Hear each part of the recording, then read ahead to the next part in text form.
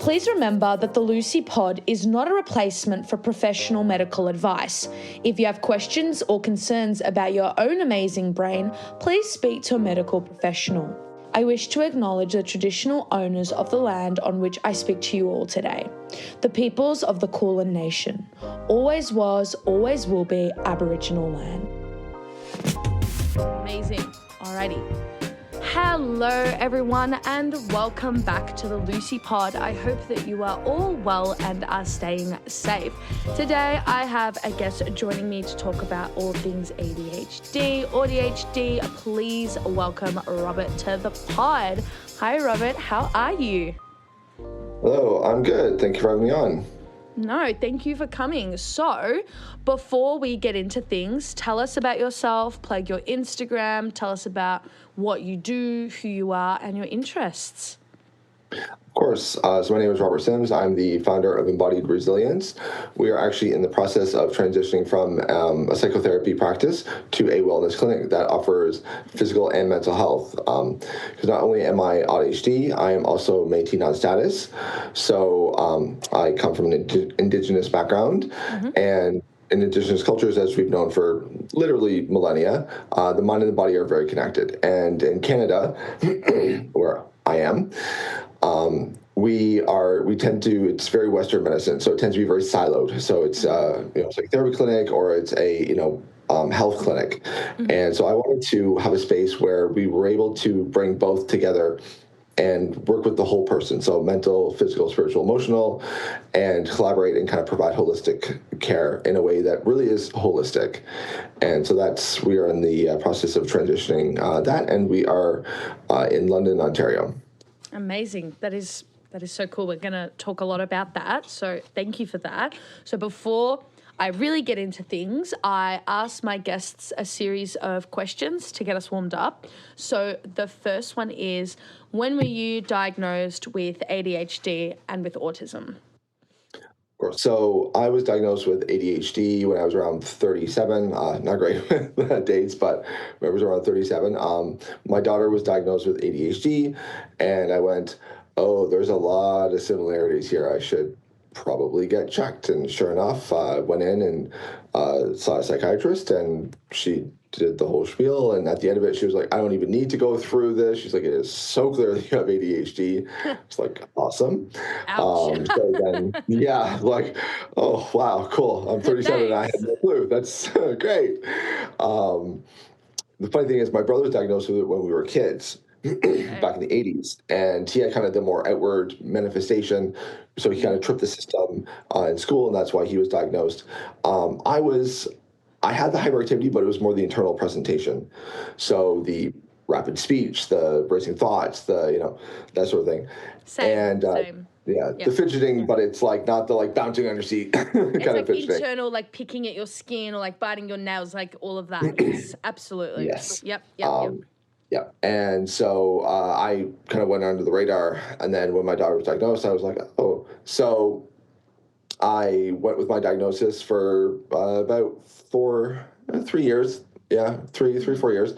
And then as I was learning more about neurodivergence, because I'm a therapist and kind of ADHD is kind of my bread and butter, a specialization, right? The hyperfocus rabbit hole kind of kicked in and learned more about it. And the more that I learned about neurodivergence and autism as well as ADHD, the more I realized wow, there are things that, ADHD explains 70 to 80%, but it doesn't explain everything. And as I learned more about autism, I was like, oh, there's that missing piece.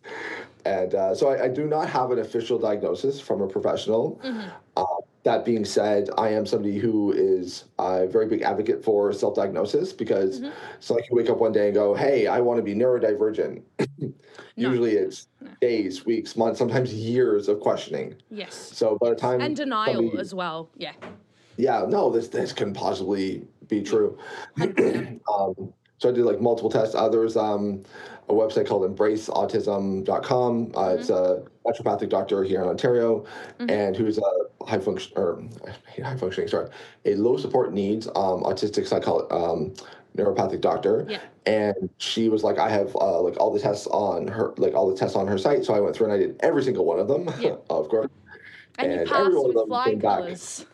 came strong indicators for autism. And I was like, Yeah. awesome. Yeah. Yeah. And I really struggled with identifying myself as AuDHD. And I still do to a degree because I don't have that official stamp. But I can't afford to drop $2,000 on an assessment, and trying to get an autism assessment as an adult is so difficult. It's so difficult, and it's If so you can find expensive. It's ridiculous. Yeah. Like in Australia, where I am, an ADHD and an autism diagnosis are pretty much around the same price, and it's about $600 to $800. Which, if you have multiple kids and you just are on a very average household income, that's a very obscene amount of money to spend. Like, people don't have that amount of money lying around, so it's really hard. And obviously, I would never say, obviously self-diagnosis is valid. Obviously, if you really feel like it's something that you need to get diagnosed and you need treatment, of course, encourage people to go and get the treatment. But it's not as easy as go and get the diagnosis, go and get the treatment, because it is, it's really expensive. If you have a good inkling, you have a good inkling. It's like, when you have a cold, you don't need to go to the doctor when you have a cold. I'm not, I'm not feeling well. So it is a balance, but it is obscenely expensive. It's really hard. It is very expensive. And at least in Canada and kind of North America, there's a lot more options to get online diagnosis for ADHD. So there's places in Canada, like there's one that is out in BC, but they do virtual where you can, it's like $300, which is like really accessible. And then there's more that are within the $600 to $700 range.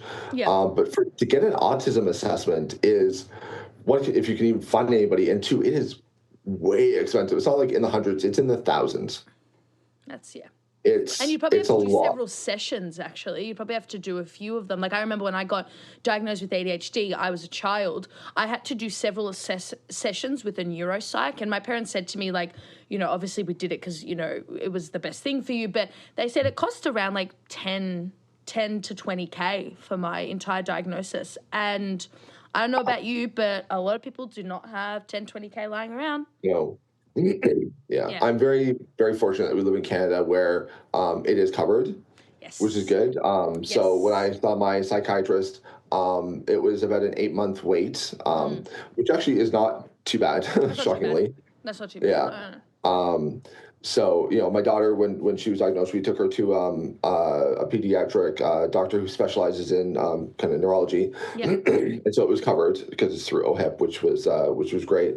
But to try and get an autism diagnosis through the public sector is so hard, so hard. So you're better off going private, but even it's kind of prohibitively expensive, right? So if you're not looking for accommodations and there is no medication for autism, right? So, I'm fortunate enough that I own my own business, so I can kind of make the accommodations I need.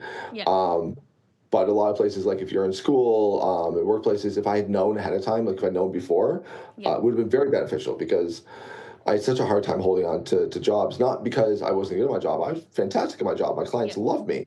It was management that didn't like me for a variety of reasons. That's a very common thing that we hear for neurodivergence. It's not that they're bad at their jobs. They're usually not even the personality high, but everyone loves them. The customers love them. They're amazing. But then you've got toxic, shitty management and screw them. Because a lot of times we ask questions, we push back, not because we're being disrespectful or not respectful of authority. It's, I need to understand in order to do this. And if I don't understand, my brain literally will not let me do it.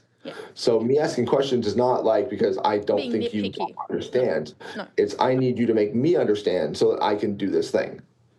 That's a very common thing I see with autistics. Even in school, I remember they would ask questions, and I'm an ADHD who gets rejection sensitivity. So I'm you're asking me questions and you're making me feel like I'm stupid or I've done so. So it's a bad combo. But then when they would explain, no, I'm genuinely asking not to catch you out or to make you look a certain way. It's so I understand. I'm oh, okay, it's all good. We're fine. No hard feelings. It is all good. The second question I had for you is, what are your current hyperfixations / special interests? So for me, I definitely have the ADHD hop around, but then I have the autistic hyperfocus. So I have about 6 things that I kind of skip around, but I stay roughly within those 6 things. Yep. So I'll be hyperfocused on any one kind of thing at any given time, Yep. but I don't tend to branch out of them. Whereas I think for a lot of ADHDers, it's like they're like hobby, hobby, hobby, Yes. hobby, hobby, hobby. Yes. I'm like hobby, hobby, hobby, hobby, hobby, hobby, hobby, hobby, hobby. Like, Yeah. kind of like keep going back and forth. So Yeah. right now I am just super fixated on Skyrim, Oh, yeah. The video game, yeah?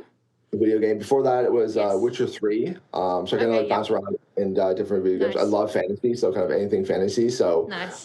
right now I'm reading a fantasy book that is it's a fantasy book about dragons, of course. Set in a fictional land, but it's about like indigenous folks and kind of like colonization and stuff from the. So it's kind of infuriating to read it as an indigenous person, but it's also very unfortunately kind of accurate in the way that colonization in Western society. It is not fantasy. That is not fantasy. It's like a long, long time ago, this magical thing happened, but not really. It's like, no, it did happen. It's called colonization and imperialism. Yeah. Yeah, Wow. and so it's like kind of like in the first beginnings of that. So it's like you're reading it and you're like, oh yeah, I can see. It's like, and there are people that still believe that and still kind of talk, but it's not as prevalent. But in this book, it's like right there. It's like, oh, the savages, and no, you're so lucky to like have us teaching your. And I'm just like, oh. It's like it hits a bit too close to home. It's like when I watch certain like movies or TV shows that are like loosely based on a historical period, people are like, oh my God, like isn't that terrible the way they would treat like people with darker skin in that, like, oh, and I'm like, yeah, it was so terrible, and they like don't do that anymore. Yeah, how they used to treat them, and totally, that's horrible. Like I was watching Gladiator with my my boyfriend, and one of the one of the characters, he was like a black guy, and he's like, wait, how are they in there? And I'm like, there's this crazy thing called slavery.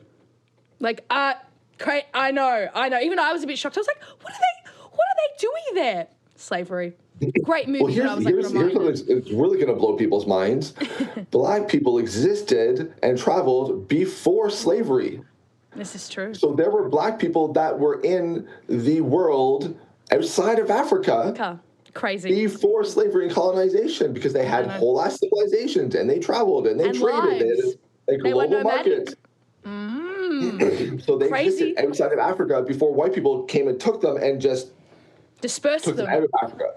Yeah. Yeah, it's like, no, they still traveled and traded and did all this stuff before colonization. Like, absolutely. So whenever you see like historical things, we're like, oh, this isn't true. Like black people, like this is like a white area. It's like, oh my God.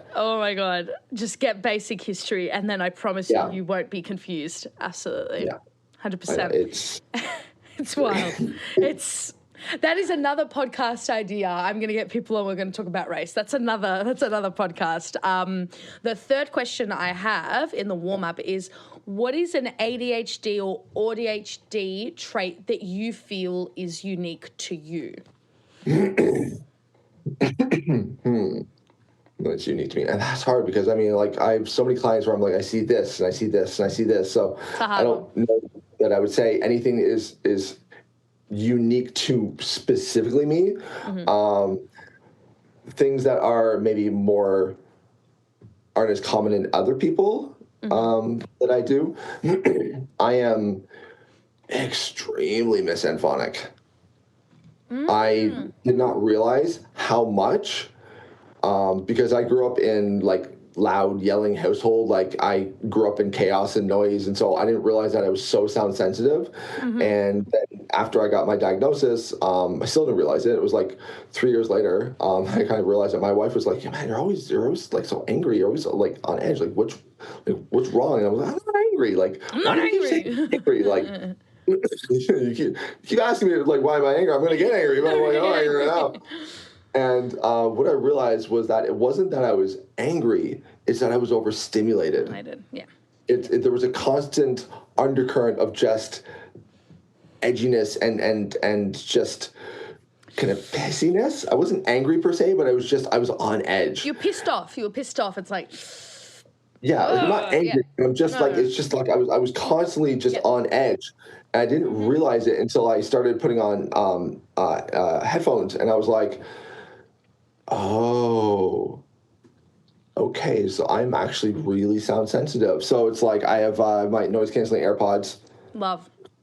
Love them. I had the over the ear ones, which they specifically noise canceling ones, but they're like big ass muffled, so they kind of muffled, so it helped. Yeah. But I realized I didn't like the over the ear. Feeling. Like after a while, it's just like, Fair. oh, I gotta get it off.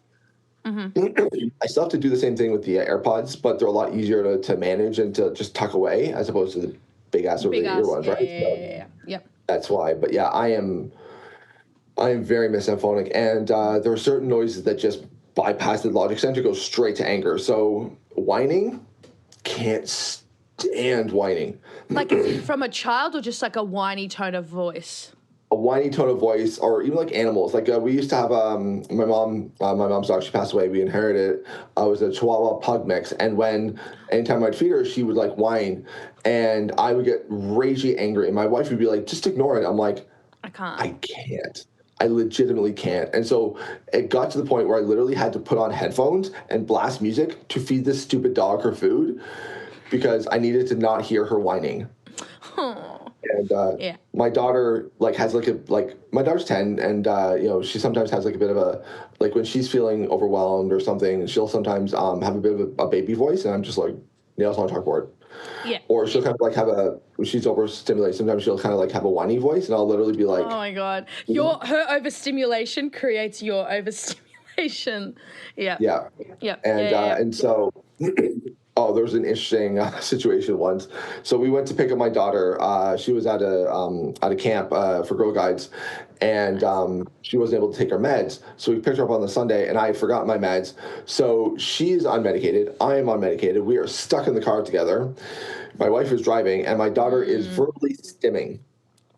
Oh, dear. Because when she's unmedicated, she likes to verbally stim. And I'm losing my shit because I'm like, I can't handle just like the pops and the song verses, like just the same sentence over and over and over again, or like words I'm just like, oh my God, stop. And just because I didn't realize what was happening, she didn't realize what was happening, so we were just like, and my wife literally pulled over, like she's like, turned around and screamed at both of us to shut up. She's like, I'm driving, you're gonna get us into an accident, up, like just get home.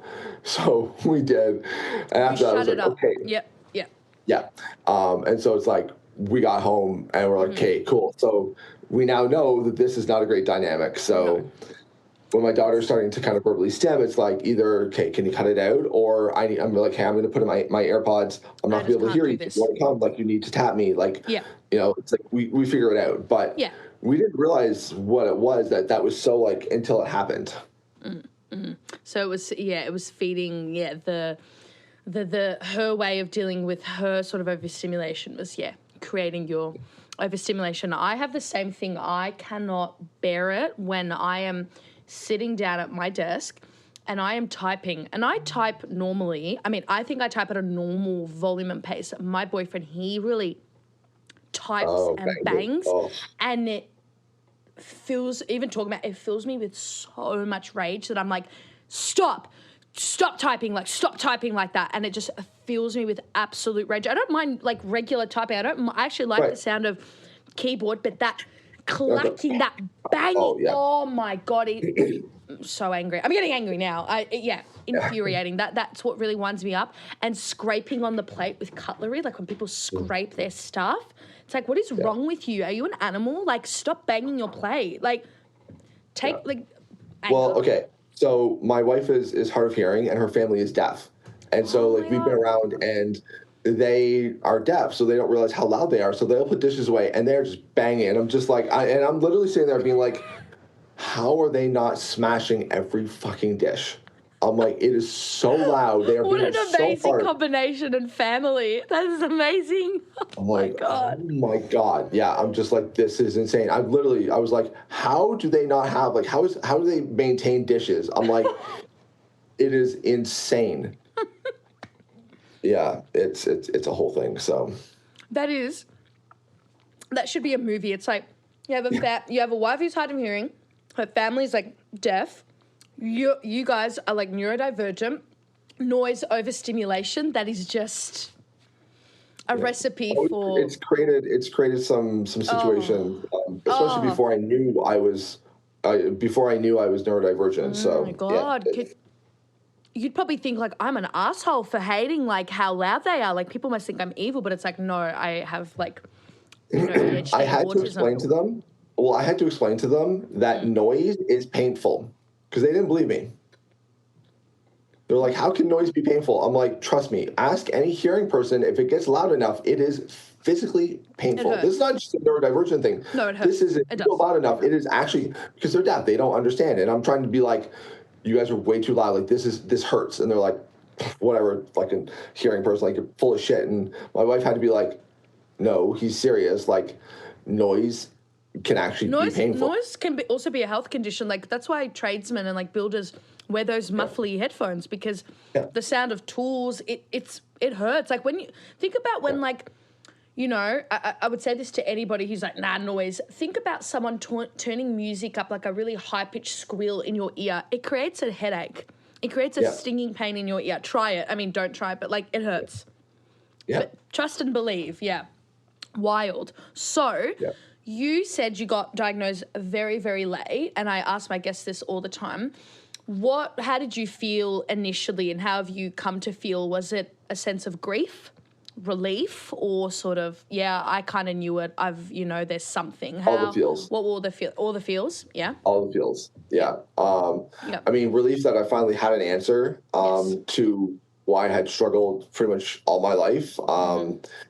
Grief that I found out now, and it's like, well, what could I have accomplished if I'd known earlier, if I gotten the help? Anger that it wasn't caught earlier, that I was overshadowed because of my brother and his bullshit. Yep. And it was like, well, what if I had been caught earlier? What if, because he took up so much energy and so much space that because I was quiet and I didn't make a fuss and I kind of just skated by. Well, what if they had actually paid attention to me and seen that I was struggling, that I did, just because I didn't vocalize it, just because I didn't doesn't act mean you out. weren't struggling. Doesn't mean I wasn't struggling. Doesn't mean things weren't hard, right?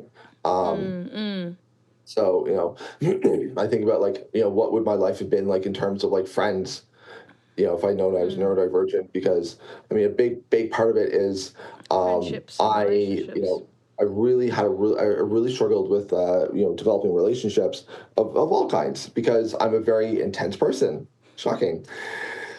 And, same. I'm intense too. We make the best people, though. I don't, I used to be worried about it. I'm like, I don't care now. That's great. Yeah. But it's a lot for other people. It can be. Yeah. And I very much am somebody that tends to evoke strong reactions. I'm either kind of a love him or hate him kind of person. And I mean, and I've had, friends literally introduce me as, this is Rob. He's a great guy. He makes a horrible first impression.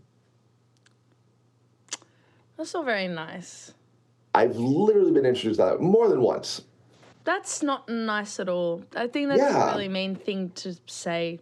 That's exactly. Not nice. I mean, if your friends were really trying to be kind, they would pull the person aside and say, like, hey, like, we think he might be neurospicy. Don't judge him. He's actually lovely.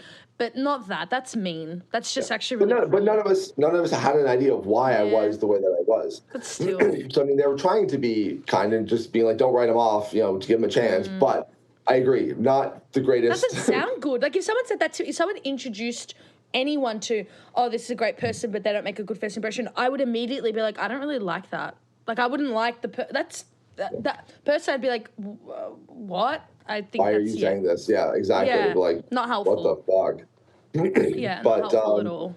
Yeah, like when people like say to me like oh, like you don't strike me as like autistic. I'm like, what? Because I'm not like Sheldon Cooper or fuck Sean Murphy.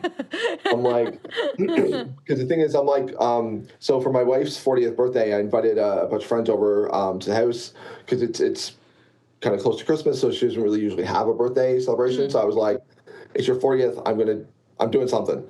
And so for about half an hour, they were all kind of making fun of just how socially awkward I am. And I was like, so if somebody in good-natured ribbing, I gave back, don't worry.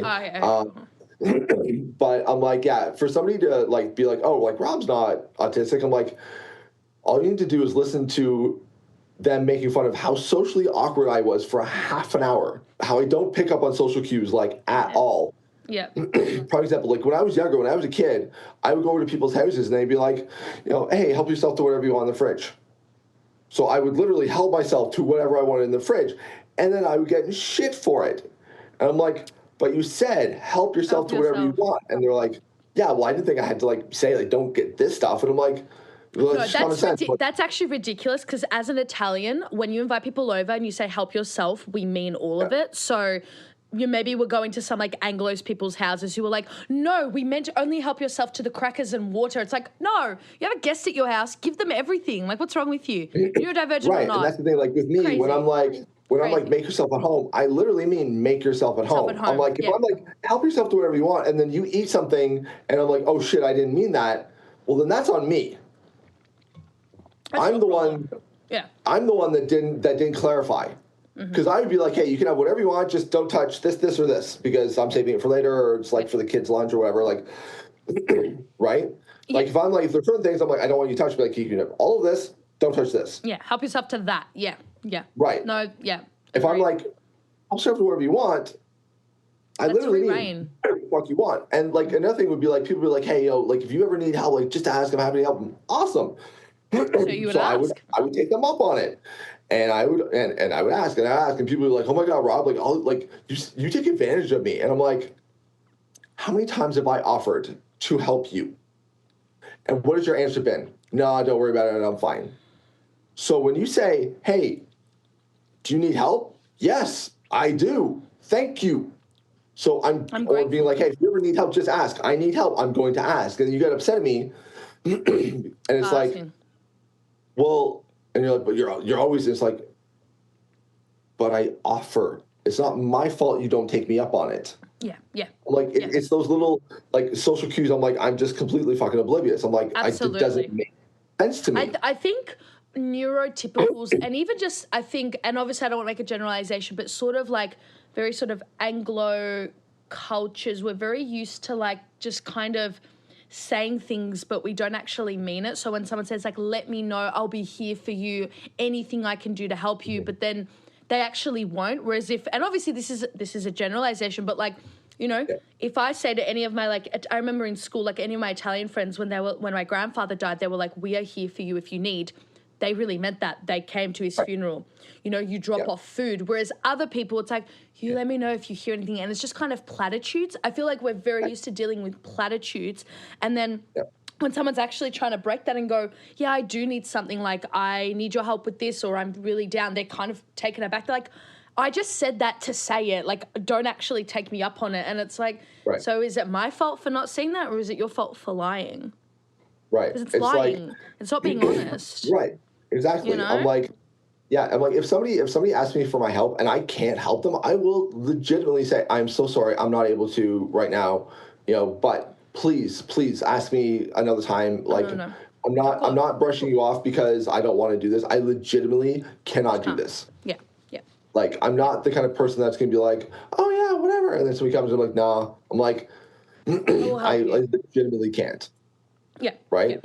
Yep. But yeah, that is very kind of white Western way of thinking for sure.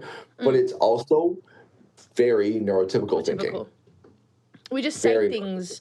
I think they just say things to be like, like. Well, it's not that they're just saying things to say things. It's that there's different levels of subtext. So I was about to say subtext. That's right. Yep. And the thing is that it's not that we don't see that. It's that instead of seeing like 2 or 3 levels of subtext, we see 16. And so we're like, I don't know what the you mean. It could be literally any one of these. So I'm just going to go with what you say.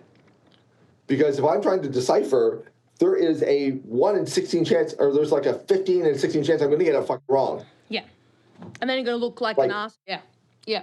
Right. So it's like, I'm just better off. This is what you're saying. This is what I'm at. And if you get upset at me, I can be like, well, this is what you said. Mm-hmm. Yep. Right. As an example, we were at Disney World I think a couple of years ago, and we were I was in the hot tub, and the wife and family and friends were in the pool. And I don't like to be in the pool. I like the hot tub. I like the heat. I also like to talk. And I was like chatting away, and there was a couple in there, and I was talking to them. And like our friend was like, hey, Rob, like come over, like join us. And I was like, no, man, I'm in the hot tub. I want to stay in the hot tub. And my wife was like, babe, come here. I'm like, well, the wife called, I have to go. So I go over and they're like, dude, they don't want to talk to you. And I was like, what? They're like, yeah, the couple. They're like, their body language was so closed off. They're like, they were looking at each other looks. And I'm like, they either could have been like, hey, man, thanks, but we kind of just want to chill. We're not really interested in talking. Or they could have left. Instead, they decided to just stay there and give each other side eye and silently judge me. And I'm like, I'm the fucking weirdo? And, you know, I think that also comes down to, and it's a real thing, and I think people have to just get better at this, especially women. I don't want to be rude.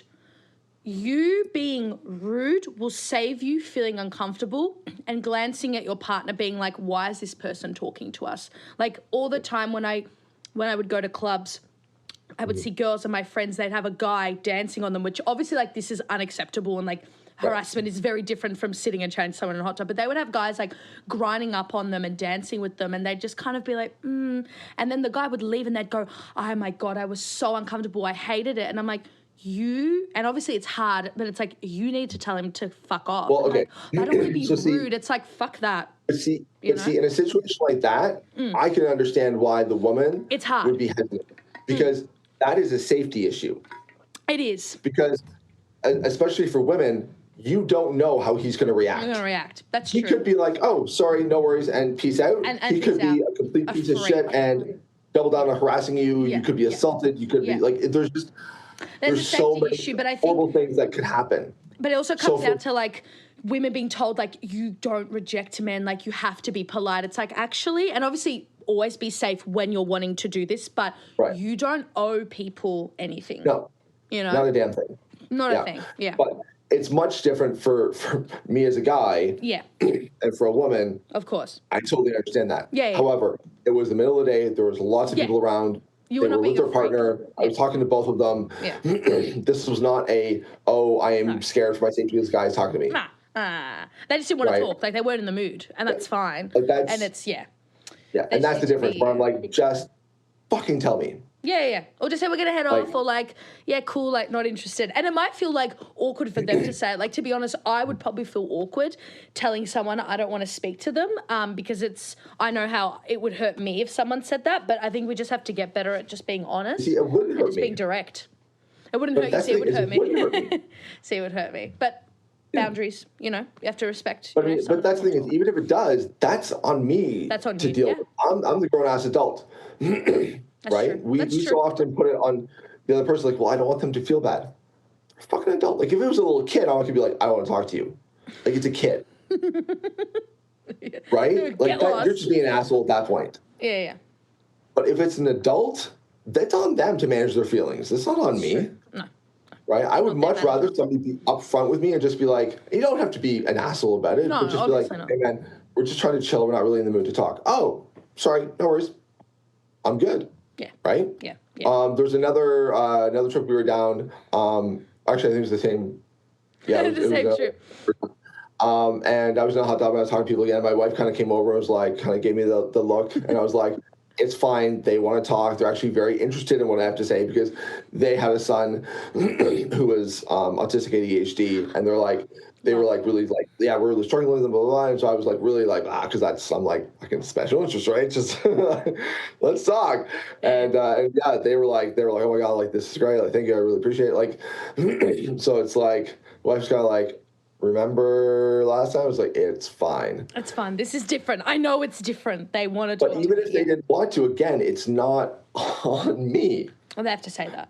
And the really funny thing is people are like, how can you be this fucking oblivious and be a therapist? Yes. I mean, I wouldn't phrase it that way. Tell me about you being a therapist. I want to know about this clinic. Tell me about it. Let's talk about it. So the thing is that it's not that I don't understand social cues. It's not that I don't get them or see them. So these little subtle cues, social niceties, things like that, those are things that typically neurotypical people pick up without having to think about it. It's just kind of ingrained in the conversation. Mm-hmm.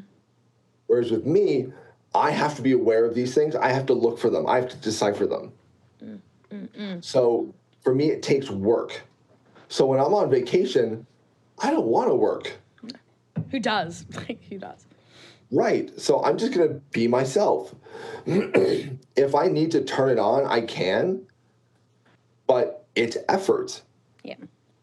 And so, like, when I'm at events where I'm like networking or a vendor or like I'm a vendor or something, like I have to be very tuned in, switched on. Like when I'm with a client, I am just hyper focused on what they're saying and everything that they're bringing to me. I'm analyzing all of it, and it is a lot. It's a lot. So for me, when I'm in social situations, like I don't want to have to do this. Sometimes I do. But I'm like, especially it's like, man, this is my vacation. I'm never going to see these people again. I don't give a shit. If this is somebody who's like a random person on the bus or something, like, whatever, who cares? Yeah. If it's like a family member or a friend or somebody I have regular interaction with, I will probably be a little bit more kind of aware, or I will tell them I am tapped out. Yeah. Yeah. Right? Yeah. I feel that way with small talk, even though I'm not autistic and I'm pretty socially apt. I find small talk really painful because I don't know what it's for. maybe I'm going to realize I'm autistic. I don't know what it's for, and I don't know where it's meant to end. So, it's like, hey, how was your weekend? Yeah, good. Yeah, the weather. And then it's like, where do I cut this off? Like, do we keep bullshitting about the weather and about your cat and about your dog and about what you had for dinner? Like, when does it end? Like, I want to get into the good, fun stuff. I like to chat. I'm a big chatter. I can't do that part. It's so painful. And I know how gross it is. And I'm like, do they think it's gross as well, this small talk? Or are they like, no, this is what we are programmed to do. And I know when it ends. I just don't know when to cut it off. And it makes me so uncomfortable. I hate it, and it exhausts me, especially in the morning, because that's when you do the small talking. It's like, yeah, weekend was good. Yeah. Oh, cool. Yep. Yep. I want to die. I just want to die. I just dive into shit. Maybe I should do that. But first thing in the morning, I don't want to be like, hey, so I watched, Adolescence. What did you think about incel culture? Like, I don't, always want to do that. Why not? But yeah, maybe. I don't know if my colleagues want to hear about that first thing in the morning, but I will test it out next time.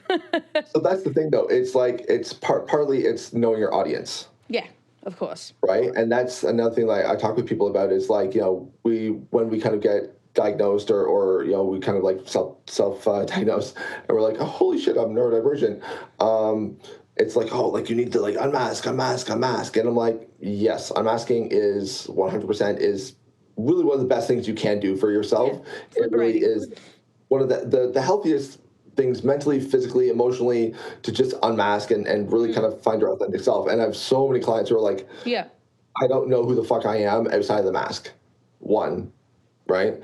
It's so firmly entrenched that they're like, I don't know how to be me or what is even me outside of the mask. Yeah. One.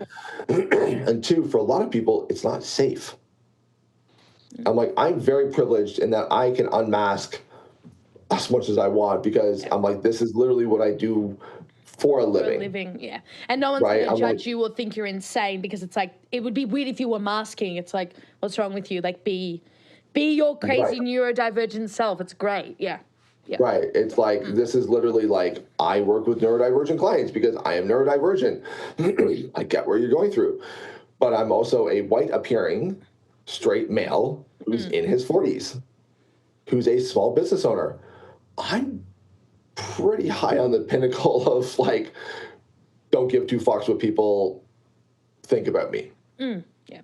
Right? Like, let's be honest, there's not a whole lot of barriers I have. I mean, neurodivergence is one of them. Yeah, sure. And the fact that I am indigenous is something that definitely is a bonus and definitely does help in a lot of areas.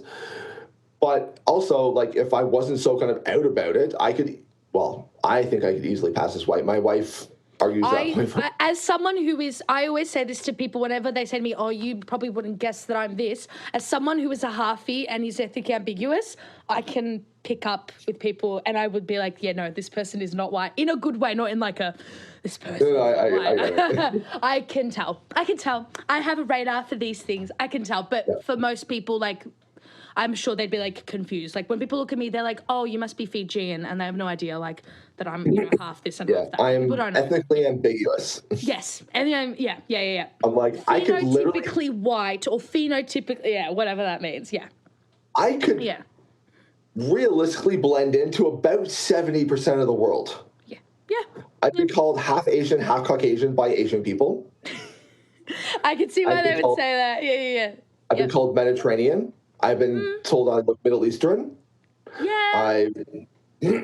I've been told that I look European. Like Italy, the Baltics. Like, right?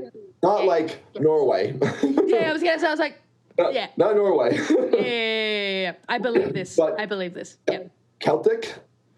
Yeah. Because dark hair, right? I mean, literally half of my genes is from Newfoundland, which is like basically Ireland. Yeah. Right?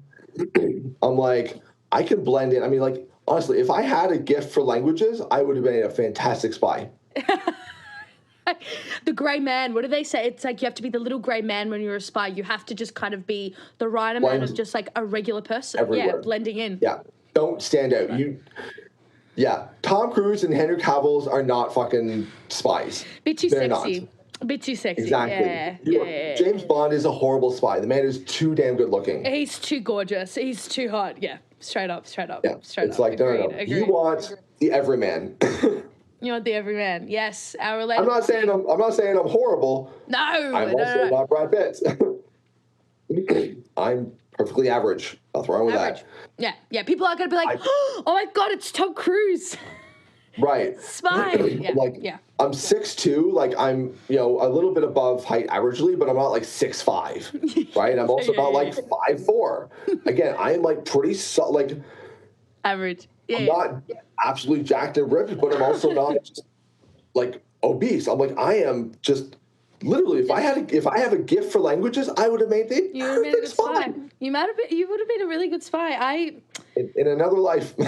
I approve this message. I say to was saying to my dad, I go around telling people that I am a spy, and they go, no, you're not, because like you're so bad. Like, well, that's why I'm a good spy, because you wouldn't suspect it. My dad goes, Luce, they wouldn't pick you as a spy. You look too like, they'd be like, oh, I saw this half like black, white person. Like they look so different. He's like, you can't. Like people would like, you would stand out too much. He goes, and you don't shut the fuck up. I'm like, true. I don't shut up. I'd be coming out of my pores. Yeah, I'd be like, I really want to tell you, but I'm a spy. Yeah, I would. Yeah, crazy. But masking is. I think in some situations it is appropriate. I don't know if I'd say it's appropriate. It's easier to mask, but in most cases, masking is very exhausting. Even like as an ADHDer, and I thought I would have to mask at work, but almost everyone at my job is like neurodivergent, and like it's very normal for us to like stim and be insane, and no one cares. But in the type of work I do, you would think, oh, you have to mask and you have to be serious, and I would find that really exhausting. But I don't. It's like it's a good environment, Yeah, which is great. That's great. So when you're in an environment where you can be yourself and be your authentic self, and and you're allowed to, and they understand what neurodivergence is, I'm like, it's great. That's great. But unfortunately, there are a lot of places where it's not safe, either in work and some places at home. There are so many people. There are people in the medical profession, doctors, they still don't believe that ADHD is real. It's real. Yeah. I'm like, we have literal studies of the brain that show that ADHD is real. We are literally neurodevelopmentally different. Yep. Human genome. We are different. We are neurodivergent. It's wild. Like my parents are both teachers, and they have, like, obviously they're not professionals, they're not doctors, but because of the years of experience they have, they can kind of pick up when a child might be neurodivergent. And just like the way that sometimes like they'll have parents come and their parents will be told, like, your child we think might be neurodivergent, they would benefit from this, and the parents are in just complete denial. They're like, we've raised the child better than that. It's like, we're not commenting on your parenting. Like, you can raise your child in whatever way you want. They will still be like, they'll be born ADHD or autistic, and they just don't believe it. And then when they finally get diagnosed, they're like in complete shock. But then, you meet the dad and you're like, the dad's clearly autistic. Like, how did he not, see it? So it's hard. It's hard. Yeah. It's a lot. It's a lot. Which is, I mean, and that's why I think there should be an automatic screener. The minute that your child is diagnosed with neurodivergence, there should be an immediate screener for both parents. Immediate. Well, it's almost automatic, I feel like, for your story and my dad's. Like, I got diagnosed, I was quite young, and my mum was like, yeah, she's definitely ADHD. My dad's like, but I did all of that at school. I was like that at school. And it's like, ding, ding, ding, ding. And then years later, only recently, like last year, the year before, the light bulb, the ding, ding, ding, and he got diagnosed. And then with your story, and I think, yeah, there should be screening for parents, especially because it will make a lot more sense. Yeah, well, and that's the thing, they're like, well, I did this, like my parents did this, and it's like, one, neurodivergence follows families. Yes. So you're like, it is normal to you because you grew up in a neurodivergent family. Without realizing it. Yeah. You're like, well, this is normal. Everybody does this. No. Typical families don't do this. Right? And they're like, but because that's what you see, that's surrounded by, it's normalized. So you think, well, this is what everybody does. And then you realize, no, it's not. It is not. Yeah. It doesn't mean it's bad, but it means you grew up differently and you should get screened. Absolutely. No, I agree. There should be a screening. But I want to know more about your clinic and your center. Tell me about it because it sounds amazing. Tell us about it. Talk to us. When did it start? How? Tell us. Yeah, so we are opening up, it's 5 offices right now. We're hoping to expand, but currently there's myself. We've brought on 2 child and youth psychotherapists. Wow. So one is autistic and has her master's in indigenous social work. So not indigenous herself, but has a master's in indigenous social work and autistic. And the other one is like a psychologist. And she's also neurodivergent and has a neurodivergent child and is able to assess and diagnose, which is fantastic. So we kind of keep it in-house. I'm interviewing for a physiotherapist. So there's a few that I'm, kind of narrowing down right now. Nice. I'm trying to get registered massage therapist and osteopath. No nibbles on those yet, but I'm working on it. Oh my God, I want to go here. It sounds like a wellness clinic. I want to go here. I want to have physio, osteo, all of it. Amazing. Yeah. Well, that's the idea, is that one, it's kind of a one-stop shop, and that way we can kind of communicate with each other because, like, we know, like, the mind and the body is connected, and so you can talk and be like, well, I'm doing this, and this is kind of triggering this, and so it's like we can kind of like do that too. At least in Canada, at least it's like when you have to go to an appointment, you have to take at least half a day. You don't get an hour off usually. It's like you have to take a half day or a full day. And it's like, so I'm going to take a half day and go to one appointment. Or I'm going to be like, hey, well, I'm going to book this, and then I hope that I can book something else in the same kind of time frame, and then I have to go to that and hope that I'm able to do that. Whereas with here, it's like you open up the calendar and be like, hey, I'm going to bump, and then you're good to go, right? Yeah. So there's also that piece as well. And we also are going to be developing a sensory room. So like before or after a session, somebody's like overwhelmed or triggered like a therapy session, they're like, they just need a place to kind of regulate. They can go in there.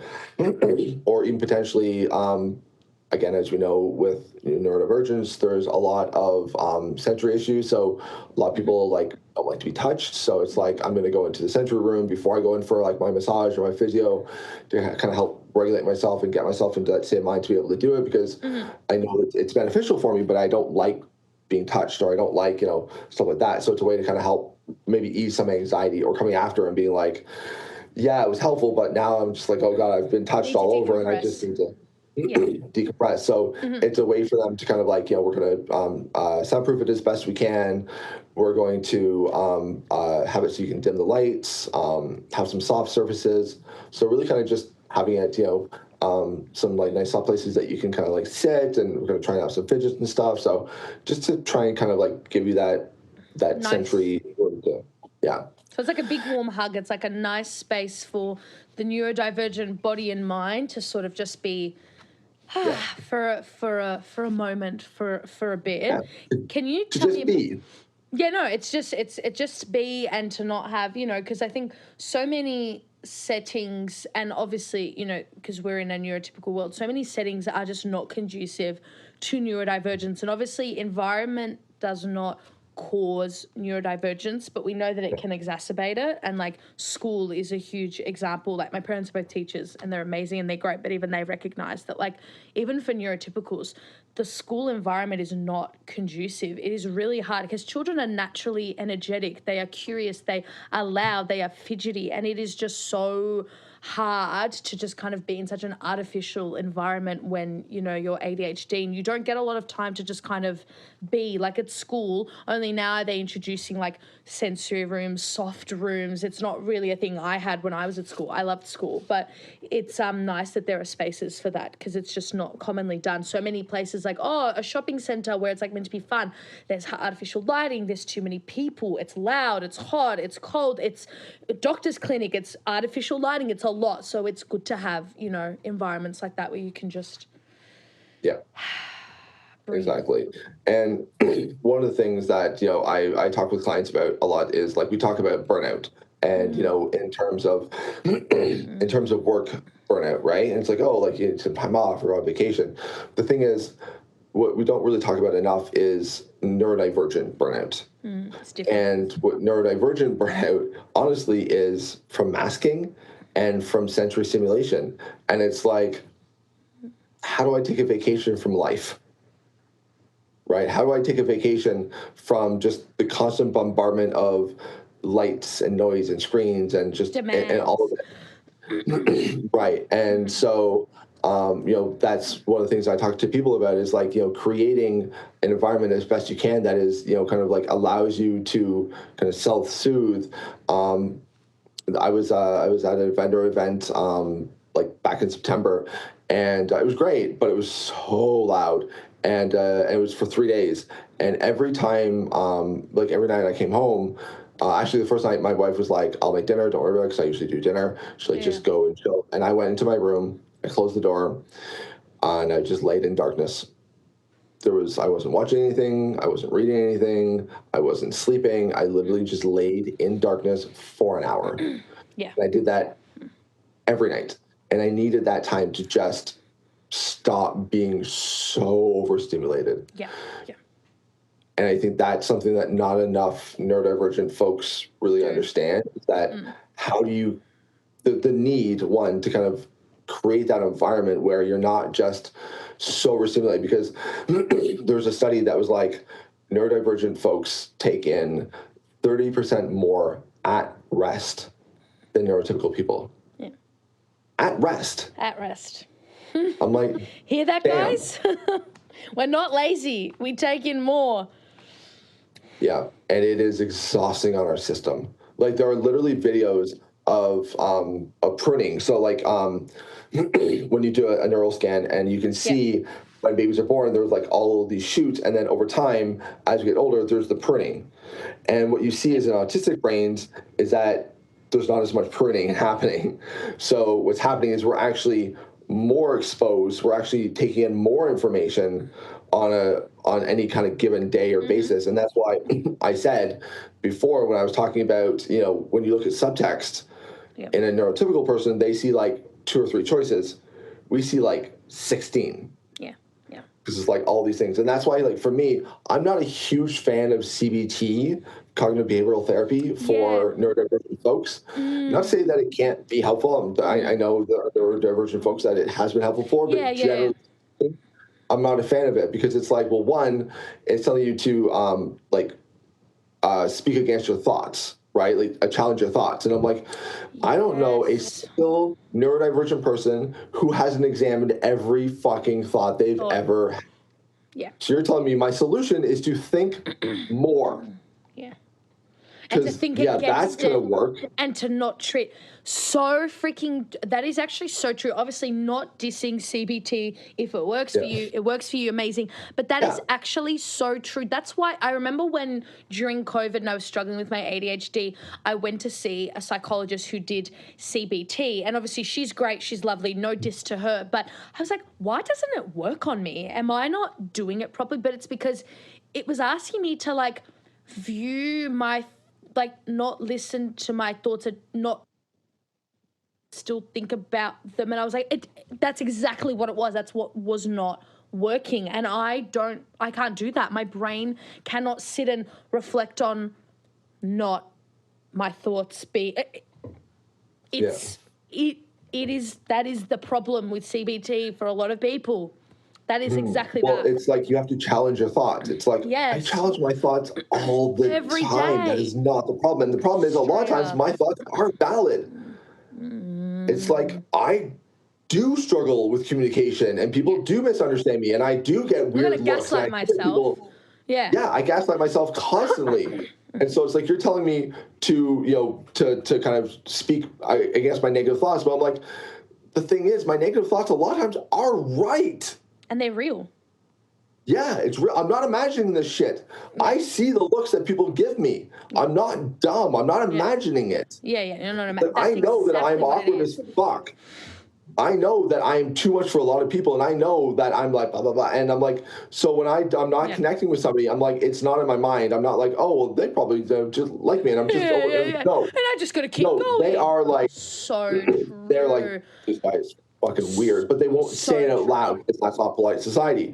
Yeah. So it's like I've spent so long gaslighting myself, being like, well, is it all in my head? I'm like, no, it's not. It is This is a valid, real experience for so many neurodivergent people. So true. And so you're telling yourself to second guess your own instincts, which are fucking spot on. Which are usually always. That is so true. And I remember I went to this psychologist because I was dealing with really intense and violent nightmares, and she's like, well, why don't you just think yourself out of them, which is basically what she told me to do. I'm like, that's not how it works. So then I went to a psychoanalyst, which doesn't work for everyone. That was spectacular because I would talk, he would let me talk, and I would say, oh, and I know that that's not maybe really true. And he'd say, no, it is true. Just talk. You feel that? Speak it. And I wasn't gaslighting myself. He's like, you know yourself. And that's the whole point of psychoanalysis. It's like, you know yourself. You know why you're having these nightmares. You know why you feel this way. Maybe not in the moment, but you do know. And through the power of talk and me not denying you, you will figure it out. And that's what I needed. I just needed, rather than, well, it's not true. You're not anxious. You're just feeling stressed. Let's see how we can tackle that. It's like, what? I am anxious. It's a pandemic and I'm struggling with my university degree. I'm anxious. That is valid. That is valid. I'm not over exaggerating. I'm not going to die. I know that, but I am stressed, and let me have that. That is so valid. Yeah. Well, and that's so something true. that a lot of people.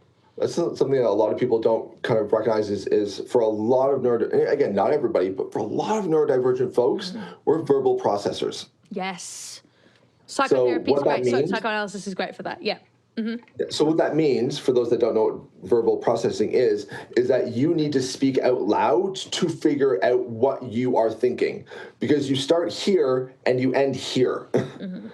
And you're all over the place. Yes. And the problem is that when you talk to somebody who's an internal processor, their assumption is you start and that's what you mean. And then when we're all over the place and you end somewhere completely different, they're like, you're so hypocritical or you're so full of bullshit. Like, you change your mind like so many times. It's like, I don't do that internally. I do that out loud. Verbalize it.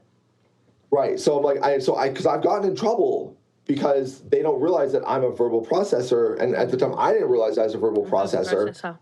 And so it's like, I'm doing this and they're like, well, I'm going by what you said at the beginning and not at the end. And I'm like, so there's just all this mismatched communication. So again, in therapy, it's like sometimes people just need to talk it out in the sense of they know what to do. They just need to verbally verbalize say it. It's like when I, if you are ever planning something, and I always say this to people, it's like, if you were planning a big trip, would you, or with your family, would you just think about it in your head, or would you sit down with your family and say, right, we're going to Italy, we need to do this? They go, of course I would talk it out. I'm like, well, that's how I am with most of my things. I can't do it all up here because then nothing would materialize. You have to go through all the options. It's not about being a hypocrite. It's not about being disorganized. It's like, that's actually life, and life is full of contradictions, full of this, full of being unsure.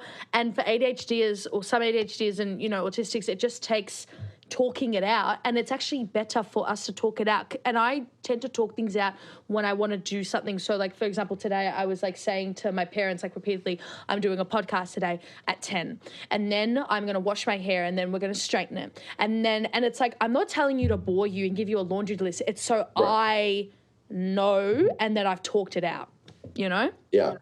And the thing is, like, when you are verbally, like, when you're trying to, like, figure something out and you're verbally processing, internal processors do the exact same thing. They're just internal. Nobody hears what they're saying. So, like, you're all over the map. It's like, dude, so are you. So are you. Your shit's just behind the curtain. Mine's out here. That's the only difference. It is the same process. It's just done in a different way. Yep. That's it. Yep. I don't know if you're aware, but there's a podcast called Divergent Conversations. No, I don't know about this podcast. Okay.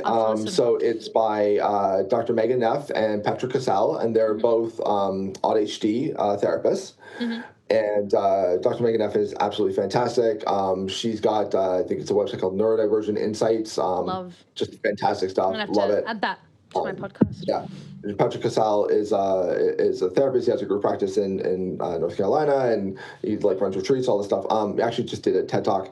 Anyways, in one of them, Dr. Neff was talking about, there's a study done on conversation between autistic and autistic people. And because one of the things is like, autistic people are horrible communicators. And so what they did is they had autistic, holistic, and autistic. And what they found was the best communicators was holistic, but right behind them was autistic. And way down at the bottom was autistic. So it's not that autistic people are bad at communication, it's that we're bad, both holistic and autistic or neurodivergent and neurotypical, at cross neurotype communication. That was the problem. When you're speaking to somebody that is your neurotype, you're able to communicate. It's when you're going cross neurotype, that's where you get into trouble. There you go. That is so interesting. We learned something, guys. We've learned something. I didn't know that. Okay. And holistic is what, for listeners who don't know? It's someone who's not... So it's a non-autistic person. Non-autistic person. So somebody can be ADHD and holistic, so that means that they're ADHD and non-autistic. Yeah. Right? Okay, cool. Yeah, that makes sense. The final question I have for you is, what is something you want ADHDers and autistics to know? It doesn't have to be something grandly inspiring, but anyone who's listening, if they didn't take anything away, which I'm sure they did, but if you want them to take one thing away from our chat and from you, what would you want it to be? Oh man, so many things. One thing, or you could do a few things. I won't narrow it down, but a few things. Yeah, I think the one of the biggest things is that self-diagnosis is valid. Mm-hmm. It's a hard place because there's a lot of gatekeeping in really anything. And it's like everybody's getting diagnosed, everybody wants a label, blah blah blah, and they feel like, well, if more people come in, then just it's separate, it divides the pie. And I'm like, that is such a white Western way of thinking of things. And whether you are or not, clearly something about what's going on, the neurodivergent kind of label speaks to you. Yes. And so if you feel so strongly that this applies to me, there's a reason why.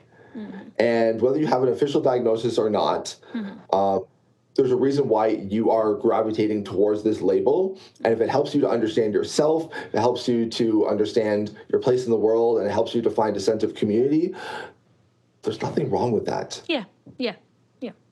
And I think the only limiting thing about self-diagnosis is it can make it harder when you want to seek certain help. But that's, there are other resources. That's the only thing that I would say. Yeah. Yeah. If you want to get medication or accommodations, then you need to obviously get an official diagnosis, and that's a whole freaking journey in and of itself. We talked about, yeah. But even regardless of those things, right? For a lot of people, self-diagnosis for a lot of us is the first step on the journey towards self-acceptance. Yes. Because I grew up thinking, I'm a broken horse, I'm a broken horse, I'm a broken horse. Why can't I connect with the herd? And I realized I'm not a horse, I'm a fucking zebra. And if you know anything about horses and zebras, they look very similar. There are some fundamental differences. Yeah, so different. Yeah. There is a reason that zebras are not domesticated. There's a reason that we do not ride zebras. You cannot tell me it's because people haven't thought of it, because we have put a saddle on fucking anything that will allow us to. We tried. We tried. Yeah. Like, we put shit on elephants. I know. Okay, if you're telling me that we could tame an elephant, which is like 40 times bigger than us, but we couldn't figure out a way to domesticate a zebra. That's news. Yeah. Straight up. So it's I wasn't a broken horse. No. I was a zebra. And once I realized I was a zebra, I was able to start accepting myself and then trying to find other zebras to connect with. Or at least if I'm trying to connect to a horse, trying to connect to them as a zebra to a horse instead of as a horse that thinks it's broken. I love that. I was a zebra. That's going to be the podcast title. I was not a horse, I was a zebra. That's beautiful. Where can people find you? Where can we learn more about you? I want you to plug everything. Obviously, I'll put it in the episode description, but where can we find you? Yeah, so everything would be under Embodied Resilience. So that is the Instagram, that is the Facebook, that is the TikTok, that is the LinkedIn. I'm not on X anymore because screw Elon Musk. We don't need Twitter. We actually don't need Twitter or X. I say Twitter as a form of protest, but we don't need Twitter or X, but Facebook and all of that, and Insta, it's an important platform. Absolutely. Well, thank you so much, Robert, for coming on the podcast. I think people will have learned so much, and thank you. And guys, don't forget to go follow, check the episode description for all of the details, and I'll see you in the next one. Bye.